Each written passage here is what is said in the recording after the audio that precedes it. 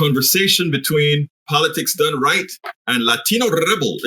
Is it Latino Rebel on Substack, or what is it on Substack? No, it's decolonized journalism. That's right. You know what is so funny? I subscribe to I'm a paid subscriber to Decolonized Journalist, and I can't remember the name. I'm getting old, Arturo. I'm getting old. What can I say? Well, I did spend. I'm good. I did spend a lot of time working at Latino Rebels, but yeah. So yeah, I can't put picture on what you're on any given day. But anyway, one of the things there are two reasons I wanted to have this discussion. The first one, of course, is this is the first time that I'm testing out the actual mobile version of the live. But secondly, I wanted to hear your opinion as far as the coverage for the Luigi Mangione. I'm not going to call it.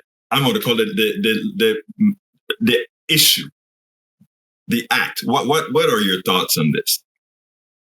Well, I never advocate for murder or anything like that, or people's death or anything, and I don't celebrate it. I do understand the apathy and the anger. My situation, right? I survived a stroke. We lost everything due to hundreds of thousands of dollars in hospital bills. I'm a pretty angry individual when it comes to our healthcare system, especially considering that, here we are 10 years later and I'm still struggling with my health and stuff. But, the media coverage has been really one-sided, right? So, they're admonishing a lot of people for elevating Mangione to like a folk hero type of status. And I don't think they talk about the tens of thousands of people who die every year due to being denied health care enough, right? So while, Brian Thompson's murder is pretty horrifying, I think what's more horrifying is that tens of thousands of people die every year due to a lack of health care or being denied coverage by insurance that you pay for.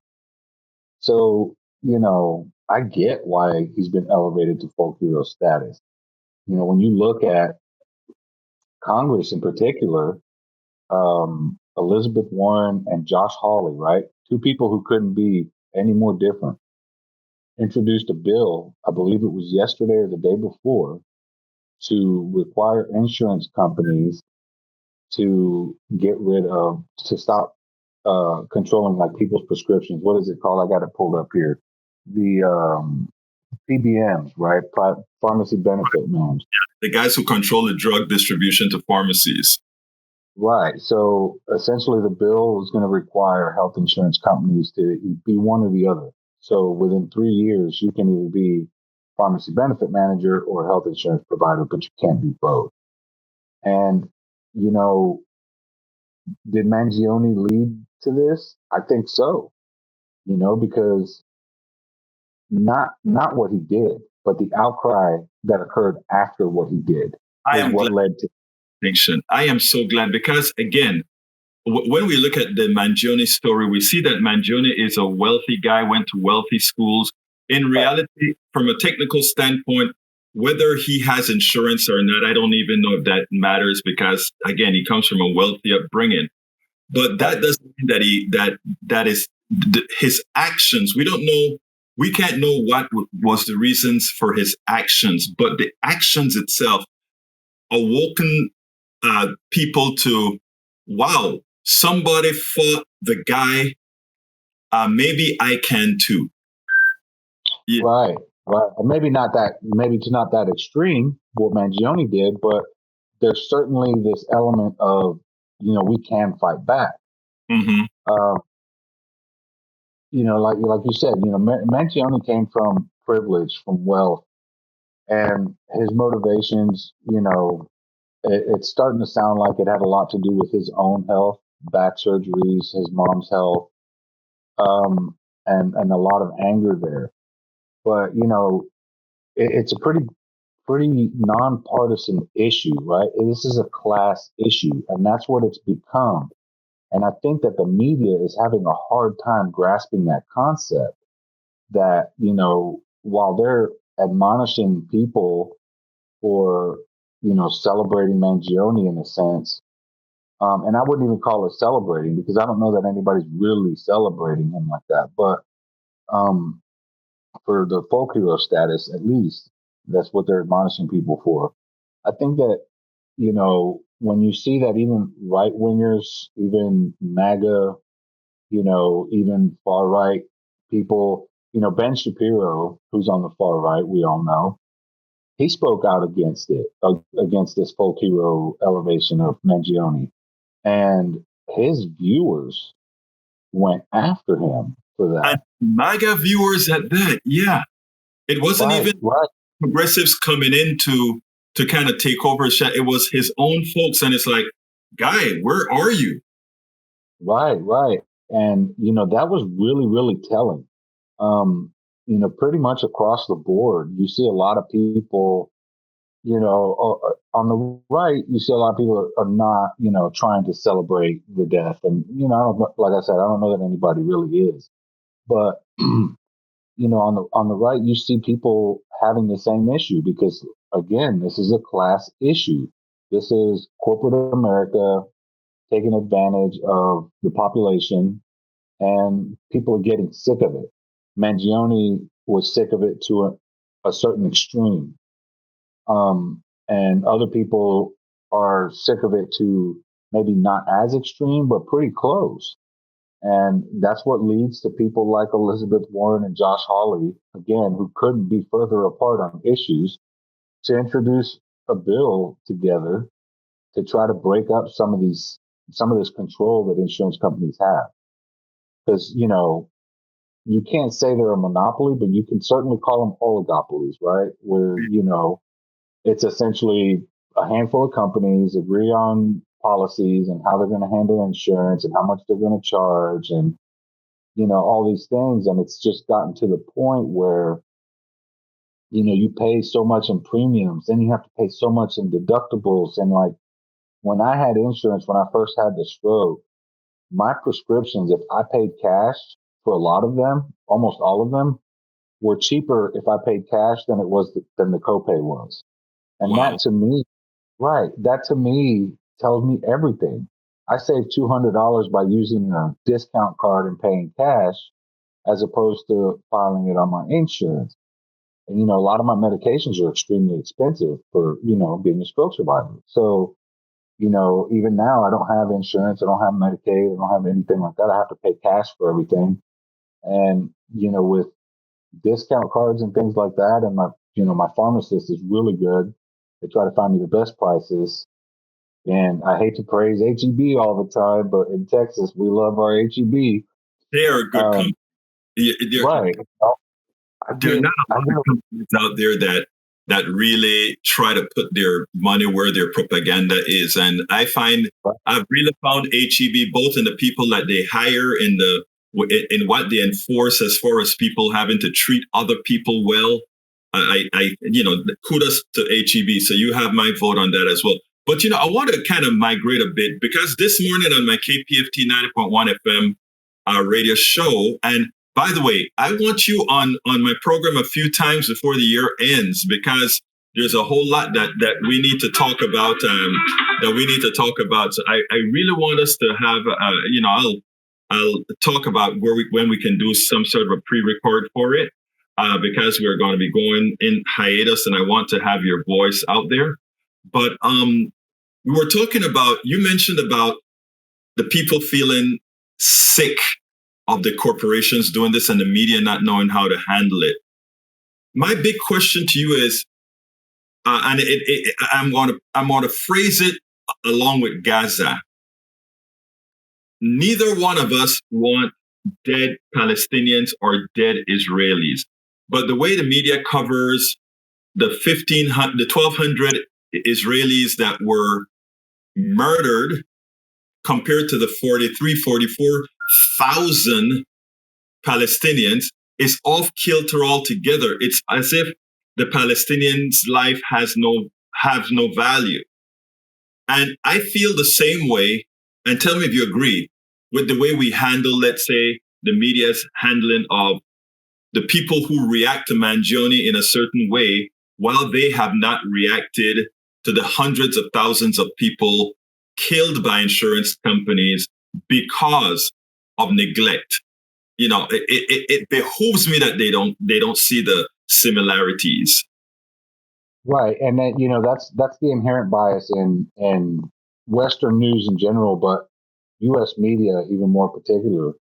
When it comes to Palestinians, at the I always go back to this because it drives me nuts. At the onset of the war in Ukraine, you had Charlie D'Agata from CBS News over there. There was a lot of journalists that did this, talking about how Ukrainian refugees who were fleeing Ukraine and going into Europe and coming here, how they were blonde haired, blue eyed, they look like you and me, he said. Mm-hmm.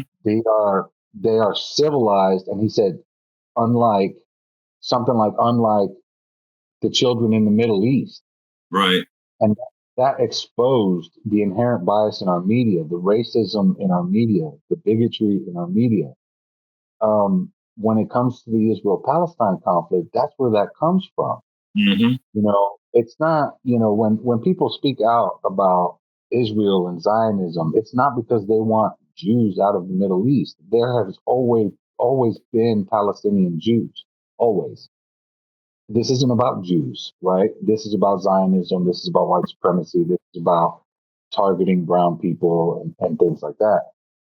Then when you come back to the healthcare system, there's not much difference there, right? It's the people who suffer the most are the poor and marginalized, right? Poor white people, black people, brown people, Latinos, you name it. You can't tell me, because we see this when we try to submit our resumes and apply for jobs, right? If you have a name like mine that ends with a Z, it's Latino. A lot of times my resume gets tossed aside. People don't even know what I look like, but they're going to toss it aside because my name's not James something or another. And that's the same thing, right? So there's this corporate lean, this lean to imperialism and colonization and suppression and oppression, because when they're trying to admonish people for elevating Mangione to folk hero status, that's what that is. They're trying to suppress our voice, right? And the only reason anyone elevates him to that status is because everyone has had to deal with the healthcare system in this country. That is one thing all 400 million of us have had to deal with. We all have that in common. So it's essentially all the same. This is why I took up journalism after having a stroke and couldn't be a government contractor anymore, because you see this bias in the media constantly. With Mangione, you see police leaking information that a lot of it is rumor, but they're essentially trying to convict him before he has his day in court. This is the same thing they do to black people, same thing they do to Latinos. We see it in Houston. You're from here, the Harding Street raid, Mm-hmm. right? They killed 2 white people. Immediately, the police union was out there, the police department was out there, and they were admonishing Black Lives Matter protesters. They were demonizing the black community for speaking up against police brutality.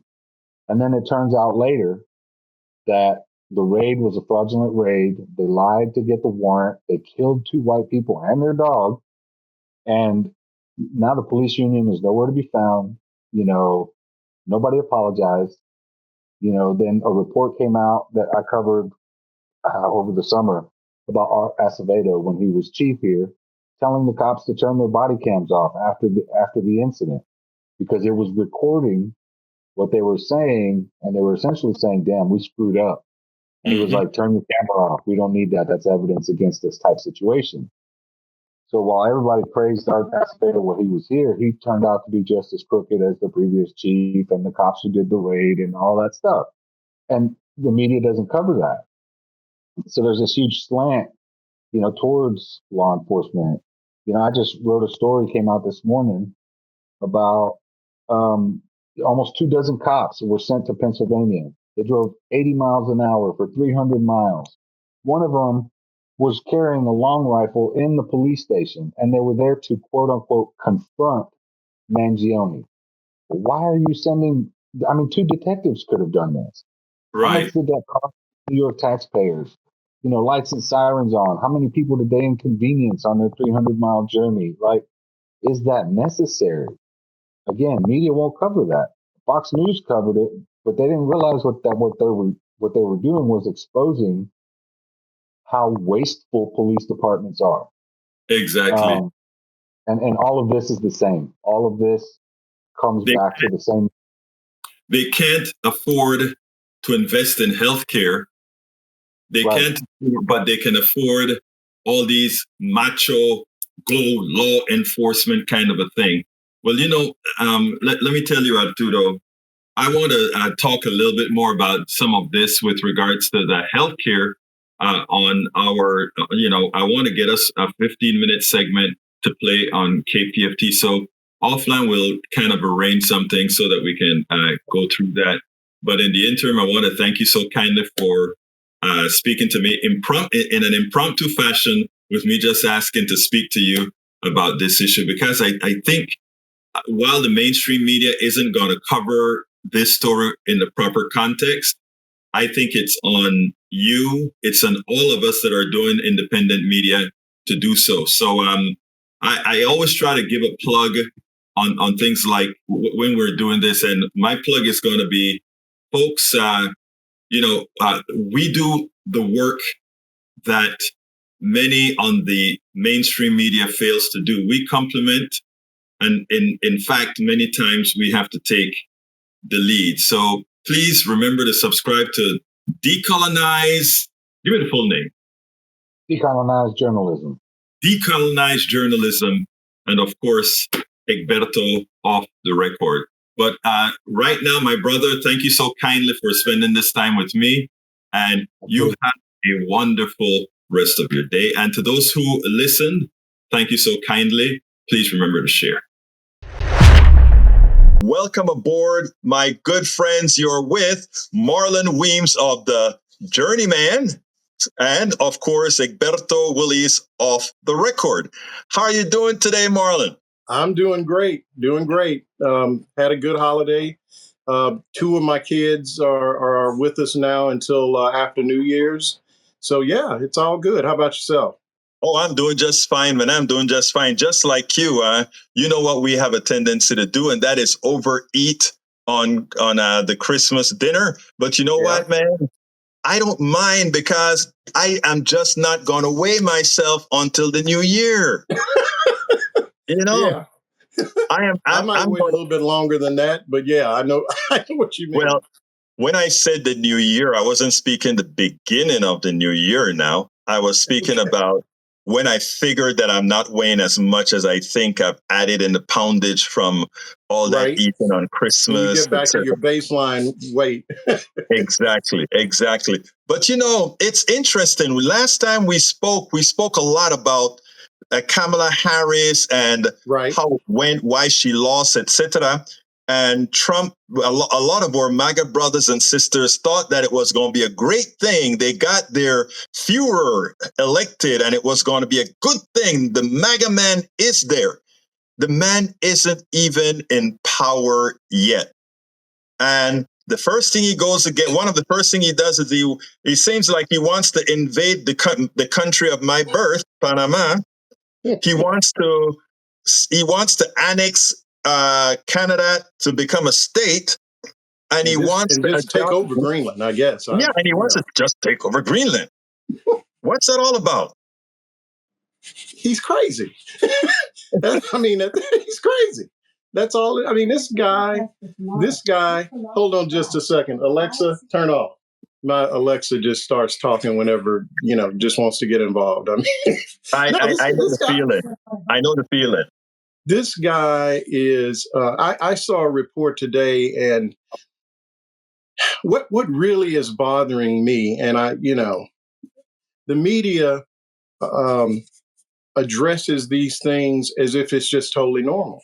I saw, someone I think it was Debbie Wasserman Schultz was talking to a young lady on CNN, and the anchor is saying something like, do you think do you think this might actually help diplomacy? And I'm like, this ain't no diplomacy.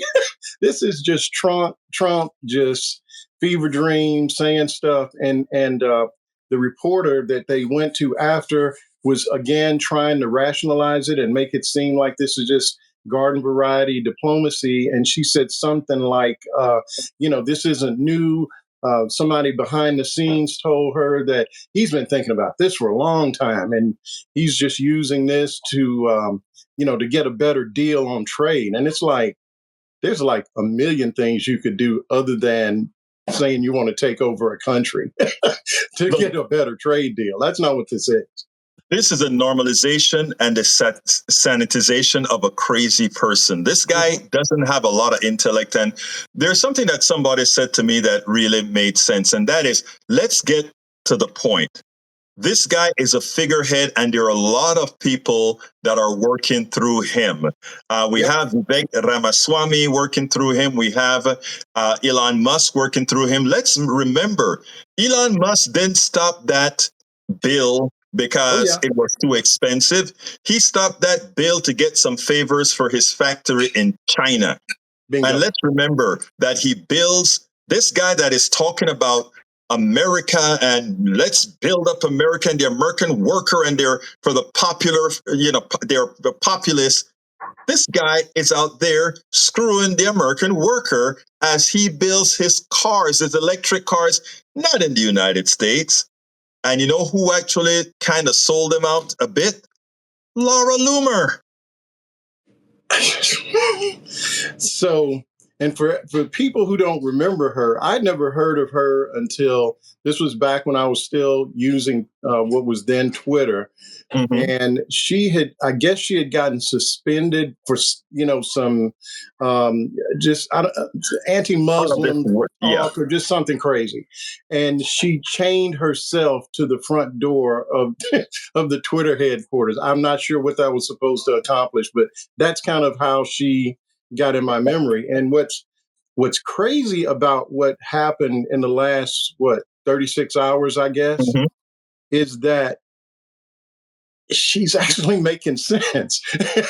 That's what's so crazy. I mean, what she did was and I don't know what the catalyst for this was, but she was basically on Twitter saying, hey, wait a minute. Why are we letting this guy so close to Trump? This got all these conflicts. He's connected to China, just like you were saying a second ago. And basically, she says, and I wish I could quote it, but Elon reacted to her saying, don't pay her any attention. She's just trying to get some attention. And she said, look, Elon, everybody knows you've been MAGA for 5 minutes. She literally said that. And then she said, you put a bunch of money in and you think you done bought you a president. And when I read that, I was like, okay, wow, this is getting ready to true. Yeah, first of all, it's true. Second of all, she's on his platform saying this to him. And it wasn't 5 minutes later, the next thing you know, she lost her blue check mark, which I think she paid for that. Exactly. You have to pay to have that. Well, he took her check mark away. Well, community, they can say she violated community guidelines. That would be the byline. And the next thing you know, she's suspended.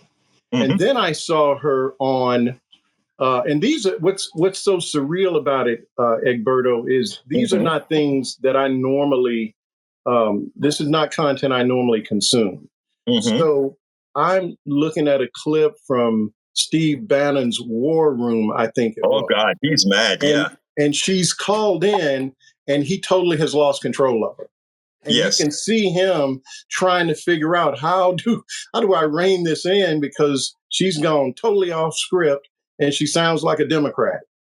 Because she started talking about the confirmation process. She started, saying, hey, this guy isn't even an officer. Just, all things that we basically been saying. let me tell you sort of the genesis of this thing, okay? There's this thing called the H1B H1B visas, I think it's called, and where you bring in a certain, I think right now it's at 65,000 engineers, technical skilled workers is what they call them, okay? Mm-hmm. And the thing about it is, what they're saying is, we elected you guys to be anti-immigrant, and here you are, the guys from Silicon Valley, now talking about HB1 visas that or H1B, whichever one it is, HB1 visa, HB1, I think. Yeah, I may visa, have it backwards. Right. They want to increase the amount. Yes. When there are skilled workers in the United States that are not there. But here's what was the kicker. After Ramaswamy pretty much told MAGA, I am sorry, it's a cultural reason why we're bringing these people in. Yes. You Americans don't have the discipline or the motivation to be engineers. I mean, I'm paraphrasing. No, let's put a finer point on it. He said, basically, we're too dumb. We're not. Yeah. We're too lazy. That's like to watch. I think he said something about Saved by the Bell and something else. And yes, you want to go and entertain. We're just not serious as a country. No. And he was talking about all Americans. Exactly, he did. And the truth of the matter is, he didn't quite say that the liberals are that way, because I mean, even if we were saying the liberals are that way or the progressives are that way, what he could have actually said is, well, but we just don't have enough of. That's not what he said. He said it was a cult. In effect, he downed the American culture. And here's the funny thing that Ramaswamy doesn't understand, being in his position where he thought he had, and to my white brothers and sisters listening, this is not the race card I'm playing here. This is the real card I'm playing here. And it goes as follows. He thought that because of his stance with Trump, he had a certain degree of proximity to whiteness that absolved him from absolved him and allowed him to be critical of the powers that be. And that is an important thing that I think he's going to learn quickly. Once he did that, the patriarchy came at him. And let me tell you, let me tell you this before we come in, Marlon, because, you know, like I say all of the time, when I talk about white supremacy and all that sort of stuff, I always tell my white brothers and sisters, white supremacy is against you too. And if you, it's not it's a tool. It is a tool. There ain't no race. It's a tool. These kinds of things are used as tools. A lot of folks don't understand that these tools are used to affect all of us, making all of us indentured servants in some form. And in effect, it's like her name escapes me. It'll come to me in a second. The woman who wrote the book Caste, and yes, I know exactly who you mean. Yes, of Other Sons. Yes, and that's what she talks about. I saw a really interesting clip, because it's not, if you really think about it, the sort of the line is that we're supposed to be, and we're going back to slavery now, subhuman, whatever. And she said, well, if that was the case, why on earth would you let a subhuman person breastfeed your baby? Take care of your children. And I was like, ooh. Wilkerson, Dr. Mary Marshall, thank you so kindly. Yes, Wilkerson. Yes. Yeah. Oh, Dr. Mary, how you doing? I knew. Yeah. Yeah, she's in our writers collective, so she knows. Isabella Wilkerson, I think it is. Wilkerson. It's amazing because when I'm on KPFT, I'm trying to explain that, because sometimes I'll have white callers call in and tell me, Egberto, you are playing the race card, and I'm like, no, I'm playing our card. Our card. Let's not let these people use these mechanisms to divide us. And that's what Ramaswamy thought.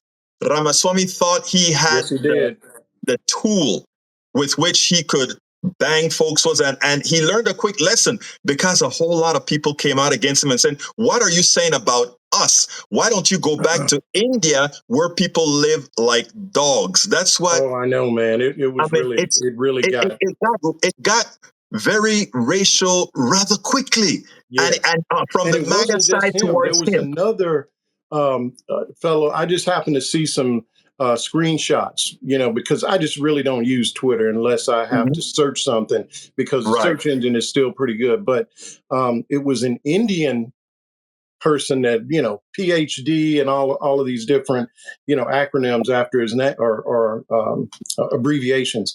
And he said something like, oh, what he did was he just listed all of the different U.S. corporations where the CEO was from India. Mm-hmm. And there were maybe 10 of them. Right. And oh my gosh, the next thing you know, it just came down on him, and it just nothing but racism and just hate and, just all of that. And I think there's going to be it's the old leopards eating people's faces thing. Oh, yeah. There are a whole lot of people, and they're like, where'd that leopard come from? I didn't think he was coming after me. Well, they're getting ready to find out, I think. But you know what is also interesting, Senior Journeyman, and I think people have to going to get, now that they've opened the door. Mr. Musk was once an undocumented person in this country. He was. And of course, yes, his brother ratted him out and pretty much said it. They, at some point in their lifespan here in the United States, they were undocumented in this country. Secondly, Ramaswamy, who wanted to be president and his father being over here for such a long time, still didn't feel the necessity to become an American. Hey, that's a choice. What you're living here, but that's a choice, right? But at the same time, you want to sing glory, glory, glory, hallelujah. You put the people down because of who you think you are, or the disdain that you have for the American. Look, you've heard a certain group of foreigners do that all the time. They come and they make their fortune in America, but they pretty much put down the American folks, as opposed to realizing that no matter what you think about America, it gave you the platform to be what we are. I mean, you can look, I'm negative in a lot of the things that I talk about with healthcare and with slavery, racism, and all of that kind of stuff. But the mosaic that is America, I'm here, aren't I? I'm from another country and I'm here. I'm not leaving. Someone pointed out something today, and so are we. I mean, and we've certainly had, as have many people, the conversation about, wonder what Italy might be like right about now, or Costa Rica or wherever. And you're not doing that well right now. I mean, you think about it. You got Brexit, you got Germany's government, you got France that just flipped or collapsed or whatever. So yes, and so this is not necessarily something we can really run away from. I mean, that doesn't mean you got to stay, but Italy's got a right-wing government, right? So what do you do? Yeah, but my thing is, I have some, in my opinion, have some respect for. Look, I will talk. I'm an American. I'm a naturalized American citizen of Panamanian descent. I give Bush a hard time having invaded Panama and doing the wrong things over there. But have some respect for where you live and where you're from. They're not mutually exclusive. But what Ramaswamy did was pretty much said to Americans, you people are XYZ. And last I remembered, Marlon Weems is still a member of the American population. And I don't think he's a loafer. And I don't think he's a sluffer. And I actually think he has something up in his brain. So I hope so. For somebody to make that comment, it was a really, but as bad as that was, Elon came in to sort of back him up. Oh, and God. He really, in my opinion, that was really worse, because he made a comment and he just kind of went there and said something like, there are these differences that are very obvious. And the example that he chose to use was the NBA. Oh my God. Yes. And essentially said, these are obvious differences. Like, these black people can, they can dunk, but, on the intellectual side, not really. And, we just have to accept that. And I was like, I mean, he knows we can read this stuff, right? Well, he doesn't. The guy's from apartheid South Africa, brother. As are many of them. So you think about who's around Trump. You got Peter Thiel. Yes. You got Elon. There are a couple of other, tech guys that all trace back at some point to South Africa. Look, I'm not going to paint with the broad brush, but they keep opening their mouths telling us what they think. So I don't know what else we're supposed to do. And this isn't the first time that Elon has been elevating these people on Twitter that are talking about eugenics and this fake science that's supposed to mean, basically say that, you and I, maybe there's something, our brains are a little bit smaller. I don't know what the science is supposed to be. They've read the bell curve too literally. That's the problem. They read that book too literally, because that book is such a flawed book as far as what they like to talk about, the level of intelligence of different groups, etc. It's the most insidious and ridiculous concept. In fact, the reason it makes it so stupid is that the thing that makes us different in race has very little to do with brains and organs and all that kind of stuff. When you really get down to it, race is made up. Yeah, exactly. Race is made up. Exactly. I 3 or 4 years ago, my family gave me a subscription to Ancestry DNA. Yeah. And I kind of wrestled with it. Do I really want to give these folks my DNA? And at some point I said, you know what, if the government wants my DNA, they're going to get it. They can get it, yes. They may already have it. Some of the stuff that I did in college, I'm probably on the radar screen. So anyway, I sent it in, and, you get back, I got the reading that, and it was surprising to me because I'm seeing Scottish, and I'm seeing Swedish, and I'm seeing, of course, West Africa, which you would think, Cameroon, Nigeria. But I'm like, so what does that mean? Does the one drop rule apply the other way? Can I say no? The one drop rule doesn't apply the other way. I'm sorry, Mr. Weems. I'm sorry, but the one drop rule doesn't apply the other way, because I can see you. And what though? See, I saw a clip of George Carlin, and folks, if you follow me on Notes, I post a lot of these little videos. In fact, somewhere in my timeline is the thing about Elon Musk and how he elevates all this junk science. But George Carlin was talking about just the stupidity of race. And he said, I've never really seen an actual black person. I've seen some people that are light brown and different shades of brown. And he says, but now on the other hand, these people in India are blacker than any black person I've ever seen, but they're white. Yes. So help, I don't understand what's going on. And so, like, what about these white guys in South Africa? Are they African American? They are. Actually, they are. I mean, yeah, but you think that's what they're going to put when they have to check a box? Oh, no. Wait. If they want to get into Harvard, they may do that. Okay. But oh my God! But Trump's Supreme Court got rid of that. That doesn't work anymore. No, it does not.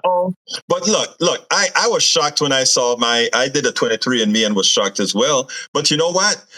I did that I think I did that to prove a point, and I think the point was proving how stupid this racial thing really is, right? A lot of people like to expand on it, and the problem about it is, since we're structured around it, what Ramaswamy did taught him a lesson about when you have this social right. When you have this social construct that you use, it really proves a point. But anyway, going back to the immigration issue again, I think what Americans are going to find out is this: the immigrations that we really, really need, which are the people who are willing to come out here and do a lot of work that Americans don't want to do, is what Trump talking about getting rid of, right? They're the ones that will harm our economy. And the jobs that they're talking about, engineers and scientists, etc. We have those. But Loomis said the right thing. The reason they want to import them on those H-1B visas, is because the foreign engineer is cheaper.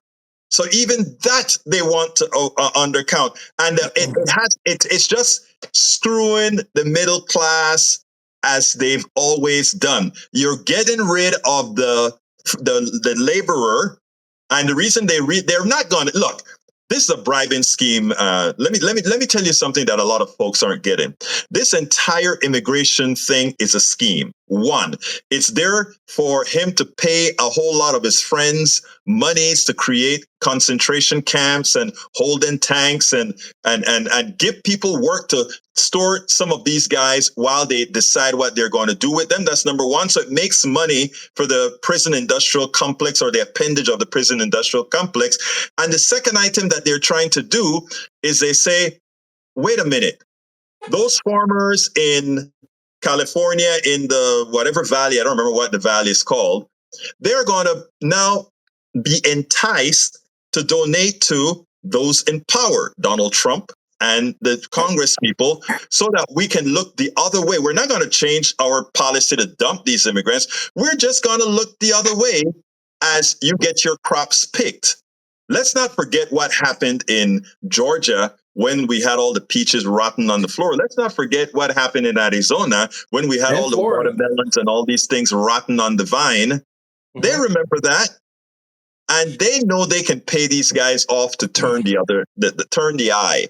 So it's going to be a win-win. But the people that are going to get hurt is all those Americans who went to MIT and North Carolina and the University of Texas and paid all this money to get their masters and their PhDs or their BSMEs, etc.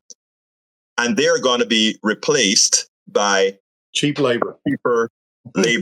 Cheaper labor. So I'm just looking at Carol Q, and she's right on the money. I actually wrote about what you just mentioned with regard to the prison industrial complex, because if you recall, and I think I published it maybe, a month ago. And what I looked at was after Tom Homan, the border czar, was announced, and the prison stocks just went, straight up. And you had CEOs getting on their earnings calls talking about, we're anticipating revenue up 30, 40%. There you go. And because they're counting on all because what's going to happen, I think, Egberto, is, these people are going to get detained, but it's not easy. You just don't get to throw these detainees just in any country you decide. The country would have to accept them, Marlon. The country has to accept them, and most countries say they're not. And so what does that leave? That leaves them just languishing in these private prisons who can loan them out for cheap labor. So they may end up doing the same doggone jobs they were doing to begin with, maybe in a different state, for less money, or perhaps no money. And you know what? And at the same, so these guys will be pulling money in both directions, pulling money to house them, to feed them. And at the same time, they make money renting them out for labor. It's a way, again, dude, this entire thing is a racket. I think you said it right. It's a scheme. It is definitely a scheme. And you know what? The MAGA folks, guess who doesn't profit from it? The MAGA folks who want this to happen are going to pay the price because their grocery bills are going to increase. The women in certain neighborhoods that have been using these folks to take care of their kids or do their lawns or build their homes, that's going to be reduced. So who pays the bill? All of us, except the Ramaswamis and all these other guys. Well, the very people that put him in office are the ones that are going to suffer the most from this. And it is just a phenomenon, man. I have tried my best to understand it. I know people. I mean, look where I live. I mean, and same with you, I'm sure. I just know red Texas in a red community. There are a few people of my persuasion here, and we seek each other out. But you have to be able to interact with these folks, and it's just a mystery to me how. I mean, and I mean, I know a lot of people that otherwise seem intelligent. I know people that are very religious, and I'm trying to figure out. So, what's the workaround that you're using to ignore just the hate and the behavior and just straight up racism? And then you want to be my friend, and you want you want to have a conversation and talk about, just garden variety stuff. But I'm looking at you going, but dude, you look what look what your character is telling me about you. Well, let me tell you, Marlon, and I wrote about this in my book Tribulations of an Afro-Latino Caribbean Man, and in this one called It's Worth It: How to Talk to Right Wing Relative Friends and Labor. And it goes like this. Most people are good people, and I get into trouble every time I say most people are good people, because people are like, how can they be good and do these things? Also, good people have a tendency to follow leadership. And if you have bad leadership, a lot of times you do bad things. But the other thing is carnality. Once you have equated that there is something to whiteness, once you've equated that has some intrinsic value, and I don't care if you are somebody that sweep floors or otherwise, and or not even white, right. And you start to, but remember what I spoke about earlier, proximity to. In other words, I am not, but if I hang on to you, maybe I can get the same benefits that you do as well. So there's this thing about this carnality where you start to feel like, and it's an animal in us, right? You start to feel like there's something that these other people are taking away. And suddenly rationality goes away, right? And survival takes over.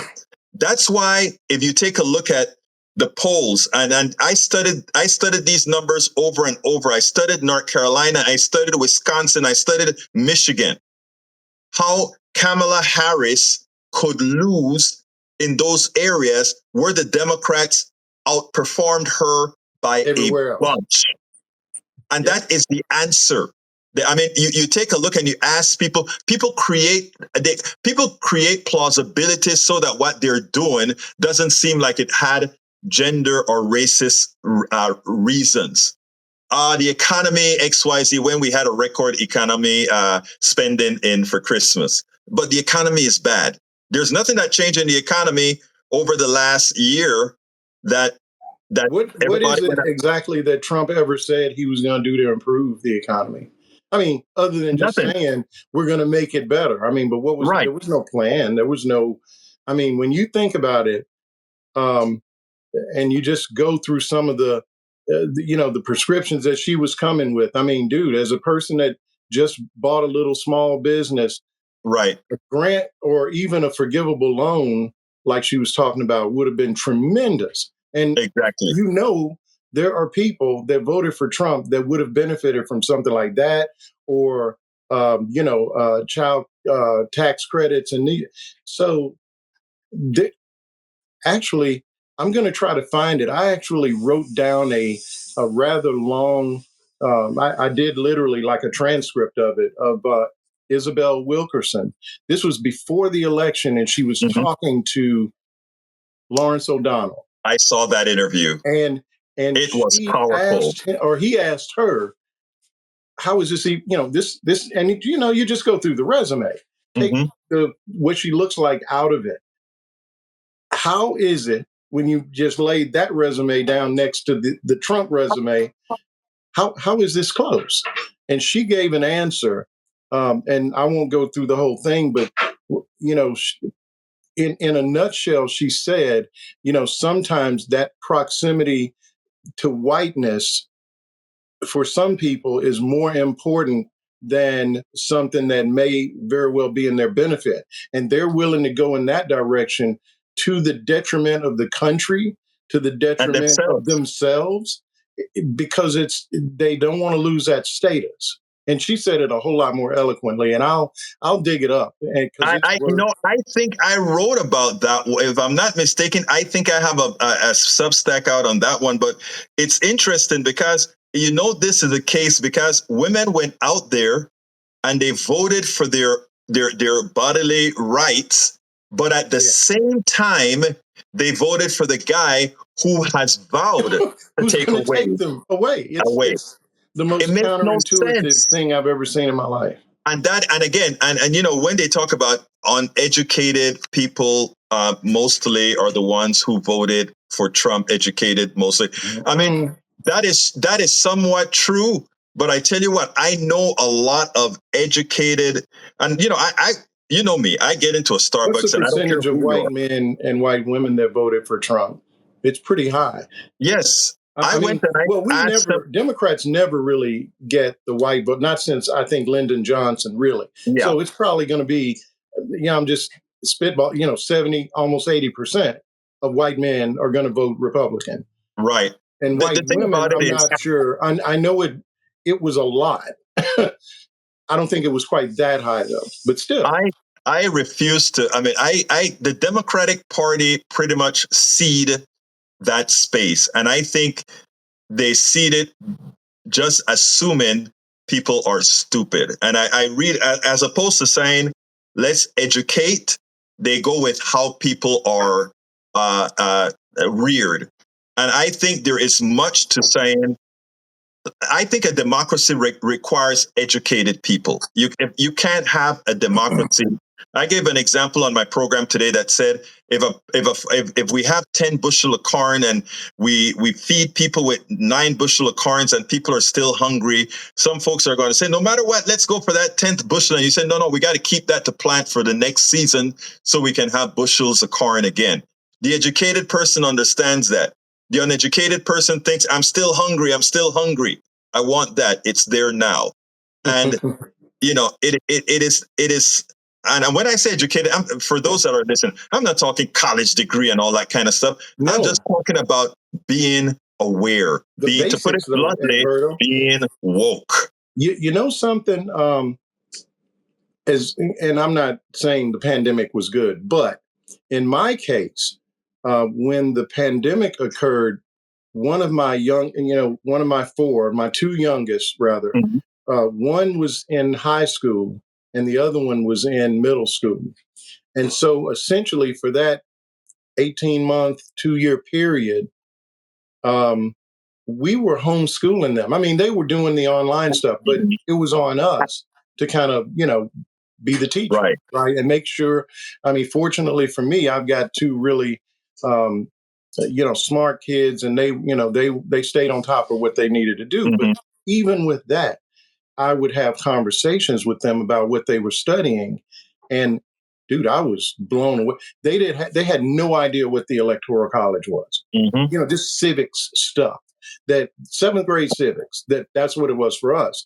They're not getting that at all. This is like everything was a worksheet, and you do the worksheet, and you get an A if you knew.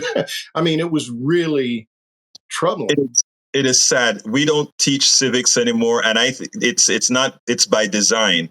Because if Americans knew that we are actually already empowered to do quite a bit, we would act. And the thing about it is they don't want the populace acting. They want the people in power acting. And that's exactly why they're up against critical thinking, up against books, up against liberation, up against the independence of women. All these things are a threat to what they believe in, the power of the few. And until we pay teachers better, you're so right, my dear friend. Teachers are, by the way, for who said that? Let me just tell you something. If you look at my writings, I consider teachers the most important profession, bar none, as they are the ones moving knowledge forward. Absolutely. Whether you're teaching physics, whether you're teaching economics, whether you're teaching jet propulsion, teachers are the most important profession bar none. And I revere, back in Panama, our teachers, when you saw a teacher in a grocery store or somewhere, you stood carry up those groceries, straight. man. You did every, you showed that, I have to be at my best. This is the teacher.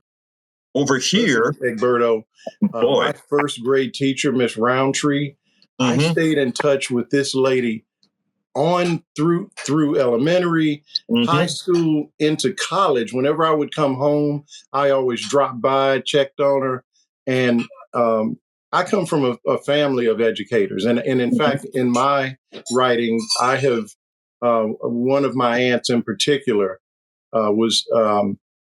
She was one of the first Black women, or Black African Americans, period, to graduate from the University of Arkansas.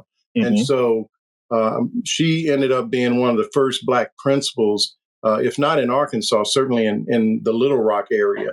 And one of my uncles was also a principal. So I grew up around that. And so the idea of just sort of, well, these guys are in one breath talking about America doesn't have enough talent to work in Silicon Valley. At the same time, they're talking about getting rid of the Department of Education. What gives? I'm sorry, what? Gives? What gives? What Come gives? on. So that lets It's you know crazy. right there. But Marlon is coming up on that time. Actually, I think we're a little bit past that half hour time. So why don't we kind of close this up and tell those folks that are listening to us, thank you so kindly for spending this time with us, and Absolutely, as we discuss some of these issues, actually pretty important issues. But close her up for me, Marlon. Well, we've covered a lot, but I think what we've really, I really don't think the people on here probably don't fall into this category, or they wouldn't be paying attention to what we're saying. Mm-hmm. But I do not think folks are ready. The people that I talk to on the street, and as I said, they are mostly people that voted for Trump. Mm-hmm. I don't know what they think is about to happen, but it's. I really feel like it's going to hurt them a lot more than it is most of us. There's no doubt. There's actually no doubt that based on the policies that he's wanting to come out, I mean, the fact of the matter is his audience, the people who vote for him on the socioeconomic ladder, the policies that they're talking about with all these cuts will harm them immensely. And there will be nobody else to blame but themselves. And I can tell you, a lot of folks on our side of the fence are tired of marching, tired of trying to explain and tell these folks. And I heard a guy a few weeks ago, in essence, he said, you know what? When you put this guy back after everything that we saw him try to do, and the stuff he was able to do, maybe it's time to find out, just for America to see just what they have allowed to happen. And maybe that'll wake folks up. I hope so. We can only hope. Like I said, also, though, I'm glad for what you are doing with your platform. Thank you. Which is educating, and we'll continue to do this. And I hope we'll have the pleasure of doing these chats every so often, because I think we've gotten some people that have made very good commentary on this. So I want to thank you, Marlon, for inviting in this communication here, and let's do this again. Absolutely. We're going to need each other because the water's getting ready to get bumpy. Yeah. Well, look, you have a great rest of your night, my brother. You too, Egberto. We spend a lot of time deconstructing the news, trying to parse it into a form that everybody can understand. We try to find those little nitpicks where it flies above the fray, etc. If you really like these videos that we do, I want to ask a big favor. Please go ahead. Number 1, subscribe to our channel. And number 2, please join if you can. Thank you so kindly for watching. Keep watching. Please remember to share. We must populate the entire internet with our progressive message, a message that we know is what most Americans say that they want. So help us, please join.